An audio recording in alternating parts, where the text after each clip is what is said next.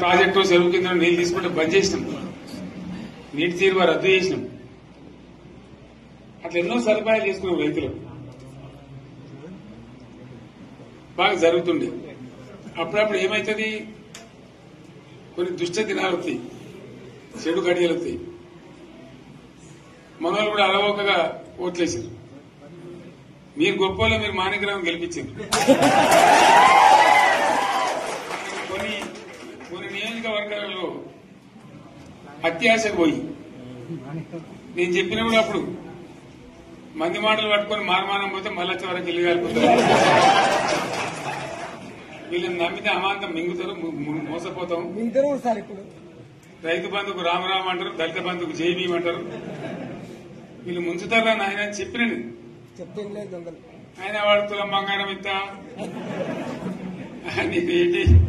నీకు బంగారం వడ్డానం పెడతాను కానీ ఆయన నమ్మి ఏమో మీ సంగతితో చూద్దామని ఆయన వేశారు. వేసింది ఇరుకపోయారు, బావిలో పడ్డారు, అయిపోయి ఉన్నాయి అన్ని వీకే. మళ్ళా మొదటికి వచ్చానా కైలాసం ఆడలో పెద్ద పంపించినట్టు అయింది. మళ్ళీ అంతే కదా, ఆలోచన లేకుండా ఎటు పడితే అటు ఎవడో ఏదో చెప్తే నమ్మి ఓట్లేస్తే ఏమైంది అనేది ఒక మంచి గుణపాఠం ఇది తెలంగాణ. గ్యారంటీగా మంచిగా సంసారం జరుగుతుంది. జర తువ్వకచ్చినాం, రైతులు ఇంత ముఖం తెలివైతుండ్రి, ఇంత బాకీలు కట్టుకుంటుండ్రి. ఎంతో మంది పాపం సిటీలు వేసుకుంటారు, ఏదో వేసుకుంటారు. రైతు బంధు పైసలు పడితే ఎంత సంతోషం ఉంటుండే. ఆయన మీద గంగలు కట్టింది. ఇప్పుడు వాడు ఇతడో ఏడో భగవంతుని కనుక ఇచ్చినా కూడా మోసం. ఏదో మళ్ళీ ఎలక్షన్ కోసం దానికోసం చేస్తారు తప్ప కడుపు నిండా ప్రేమను ఇచ్చేది ఇట్లే ఉంటుందా? సర్పంచ్ ఎలక్షన్ పెట్టింది సార్. మనం ఉన్నప్పుడు కరోనా వచ్చింది. కరోనా వస్తే కూడా రైతు బంధు ఆపలేదు. కరోనా వచ్చి రాష్ట్రానికి రూపాయి ఆదాయం రాకపోయినా 4-5 మంచి స్కీములు తెచ్చి ఇవాళ కాపాడుకున్నాం. గౌరవంగా బతికింది రైతులు. బీమా వచ్చినండి. రైతు బీమా పెడితే ఎంతమందికి సాయం జరిగింది? గుంట భూమి ఉన్న కూడా మంచిగా సాయం జరిగింది. చిన్న రైతు కూడా సాయం జరిగింది. అట్లా అందరికి మనం గొర్రెల కాపలకు గొర్రెలు వేయడం కానీ, చేప పిల్లలు కానీ, అనేక రకాల అన్ని వర్గాల ప్రజలను ఎట్లా ఆదుకోవాలని అట్లా ఆదుకున్నాం. మా తెలంగాణ కదా మేము తెచ్చుకున్నాం కష్టపడి. మా వాళ్ళందరి పైకి రావాలి. కాంగ్రెస్ గవర్నర్ కూడా ముస్లింలు ఓట్లేసుకున్న తప్ప ముస్లింలకు మనం చేసిందా? ఇమాం మౌసాలకి మన జీతం ఇచ్చిందా? మనం వచ్చినాకనే ఫస్ట్ టైం వాళ్ళని గుర్తించి వాళ్ళని గౌరవించుకున్నాం. ముస్లిం మైనార్టీ పిల్లలకు, మన గిరిజన పిల్లలకు, మన ఎస్సీ పిల్లలకు, మన బీసీ పిల్లలకు ఎంత మంచి రెసిడెన్షియల్ స్కూల్ పెట్టుకున్నాం. అందరినీ కూడా ముందు తీసుకుపోవాలి. ఇవాళ మన కళ్ళ ముందని నాకు బాధ కలిగేది ఏంటంటే, చిన్న వర్గాల ప్రజలు కాన్వెంట్ స్కూళ్ళలో చదివించలేరు, వాళ్ళ పిల్లలు కూడా బాగా చదవాలని చెప్పి ఎస్సీలకు, బీసీ, మన మైనార్టీ సోదరులకు గురుకుల పాఠశాలలు పెట్టారు. అద్భుతమైన చదువు చదువుకునే వాళ్ళు.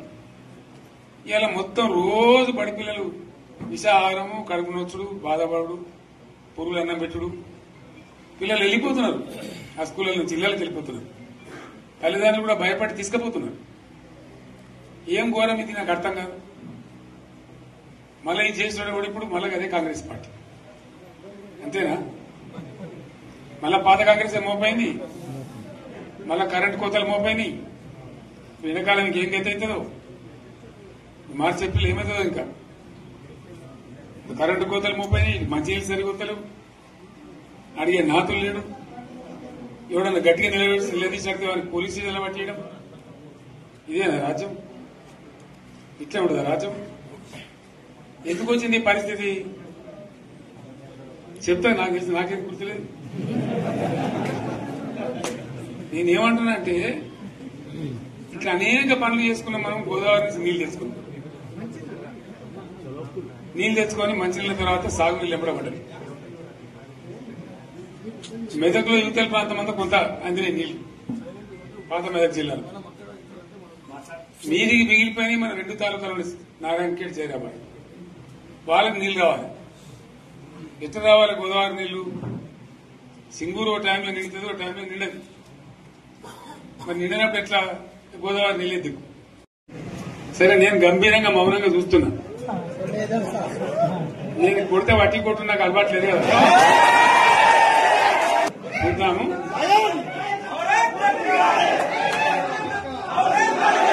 నా రోజులు కానీ అన్నట్టుగా నేను చూస్తా ఉన్నా. కానీ మనోళ్ళందరూ కూడా ప్రతిపాదిస్తుంది ఏంటంటే, ఒక సంవత్సరం జరిగిపోయింది, సంగమేశ్వర ఆన్నే పన్నది, బసవేశ్వర ఆన్నే పన్నది, పాలమూరు ఉత్పత్తుల పథకం ఆన్నే పన్నది, కాళేశ్వరం అట్లే పెడుతున్నారు. ఇవన్నీ అన్యాయాలున్నాయి. కాబట్టి ఫిబ్రవరి నెలాఖరులో ఒక పెద్ద బహిరంగ సభ పెట్టాలి, ఇక్కడ కథ చూడాలి అని జరుగుతా ఉంది. కాబట్టి మీరు కూడా పెద్ద ఎత్తున దయచేసి ఆ సభకు కదిలి రావాలి. చాలా దూరమే ఉండదు. ఆ రకంగా తెలంగాణ శక్తి ఏందో మరొకసారి చూపించి వీళ్ళ మెడలు వంచి ఇప్పుడు సాధించాలి. భవిష్యత్తు కోసం కూడా కొట్టాడకు మనం సిద్ధంగా ఉండాలని తెలియజేసుకుంటూ, పరమేశ్వర్ గారికి అంతటి లోకమంత్రం ఇది. కోటి రూపాయల భూమి ఇప్పుడు 50 లక్షల కట్టుకోలేదు.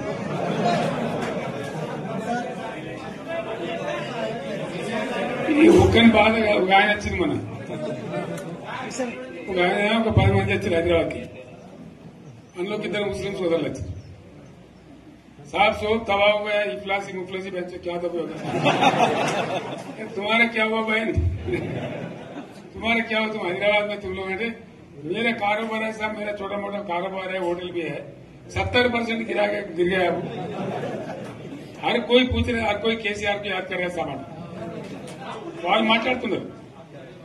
ఎక్కడ ప్రతి ఒక్కరు భూముల ధరలు పోయినాయి, మన్ను పోయినాయి, మసాలా అన్ని పోయినాయి. ఇంత మంచిగా 4 ఎకరాల రైతు నేను 4 కోట్ల ఆసాగా అనుకుంటుండే. అంత ధీమా ఉంది, ఎంత బాగుంది. హైదరాబాద్ నుంచి అడిగితే కూడా వచ్చి మనం ఇవ్వకపోతాం భూములు, డిమాండ్ పెరగానే. అంత బ్రహ్మాండంగా మారుమూల ప్రాంతంలో కూడా 40 లక్షలు 50 లక్షలు ఎకరానికి ఉండే. అటువంటిది సగానికి సగం పడిపోయి మొత్తం నాశనం చేశారు. వీళ్ళు ఇంట్లో వదిలిపెడితే ఇంకింత నాశనం అవుతుంది. కాబట్టి మనం కొట్లాడాల్సిందే. నేను ఇంకొక మాట మీకు చెప్తా. ఎలక్షన్లలో నేను మస్తులో చూసిన 50 ఇళ్లలో పార్టీలు గెలితే ఓడితాయి. ఇంత మాయలు ఏడాది లోపలనే కాంగ్రెస్ పార్టీ దొరికితే కొడతాం రానంత గొప్ప.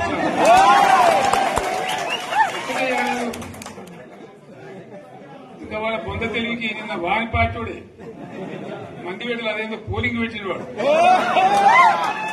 చూసినా మీరు. ఆ పోలింగ్ పెడితే 70% మనకు వచ్చింది, 30% మనకి. వాడు పెట్టింది మనం పెట్టింది కాదు.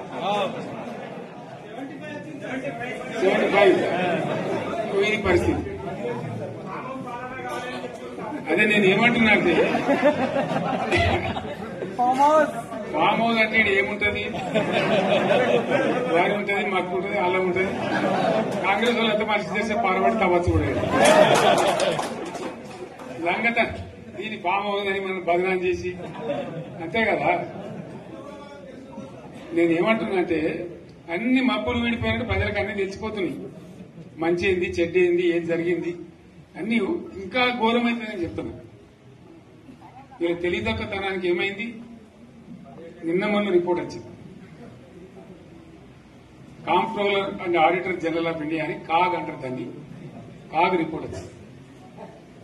పోయిన సంవత్సరం మన గవర్నమెంట్ లో వచ్చిన ఆదాయం కంటే 13,000 కోట్ల రూపాయల ఆదాయం తగ్గిపోయింది. ఇంకా మార్చి పోయేవరకల్లా ఇంకో 3-4 కోట్ల అంటే 15,000 కోట్ల ఆదాయం పోతుంది. మన గవర్నమెంట్ ఉన్నప్పుడు ప్రతి ఏడాది 15,000 కోట్లు పెంచుకుంటూ పోయింది, చెప్పేసుకుంటూ పోయింది. ఏడాది 10 నుంచి 15,000 కోట్ల ఆదాయం పెరిగేది మన టైంలో. అంత జాగ్రత్తగా మనం వ్యవహారం చేస్తాం. ఇలా ఉల్టా 15,000 కోట్లు పడిపోయింది. ఇంకా వాడేమిస్తాడుగా, ఇంకో ఇస్తారా?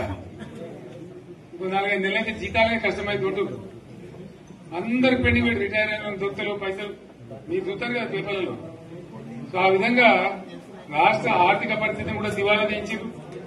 వాళ్ళతోనేం కాదు, 100కు 100% ఇప్పటికే ప్రజల నిర్ణయానికి వచ్చిండ్రు.